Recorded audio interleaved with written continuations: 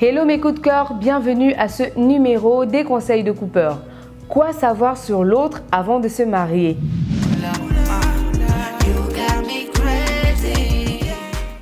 S'unir pour la vie est un engagement très sérieux.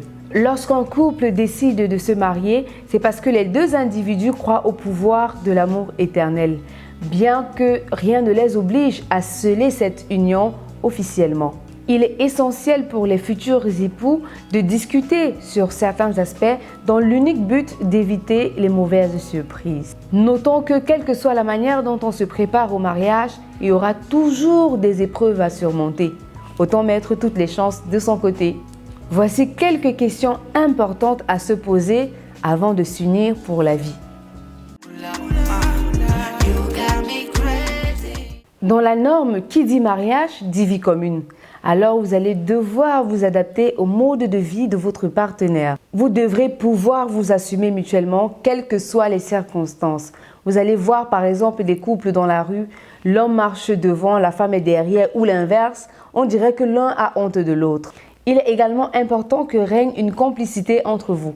Du genre, vous devez être ouvert à tout type de discussion avec votre partenaire. On se marie généralement pour agrandir la famille, raison pour laquelle il est primordial pour les futurs époux d'en parler et de s'accorder avant de sceller leur union. Vous allez par exemple voir un homme qui souhaite avoir une équipe de football et la femme, quant à elle, n'est pas du tout du même avis. Mais comme on dit souvent, l'homme propose, Dieu dispose. L'argent, c'est le nerf de la guerre. Il est indispensable, certes, mais ne devrait pas pour autant être au centre de votre union. Il est donc capital pour le couple d'avoir la même vision, les mêmes principes et valeurs.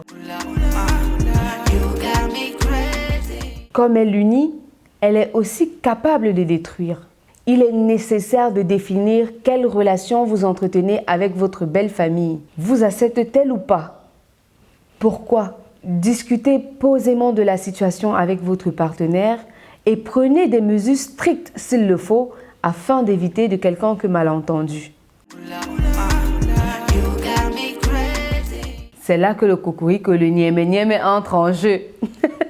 On peut être très amoureux de son partenaire, mais malheureusement ne pas s'entendre sur le plan sexuel. Je parle par là, par exemple, des fréquences d'écrasement, le style de position, etc., etc. En tout cas, vous connaissez déjà quoi. Parfois, ce qui semble vivable au début de la relation peut devenir un obstacle insurmontable après quelques années de vie commune. Vous savez, quand la routine s'installe, on s'ennuie. Pensez par exemple aux nouvelles expériences que vous pourrez faire dans le futur. On pense parfois connaître notre partenaire, mais on se rend compte que ce n'est pas toujours le cas après le mariage. Alors, armez-vous de patience, tournez la langue plusieurs fois dans la bouche avant de dire « oui, je le veux ».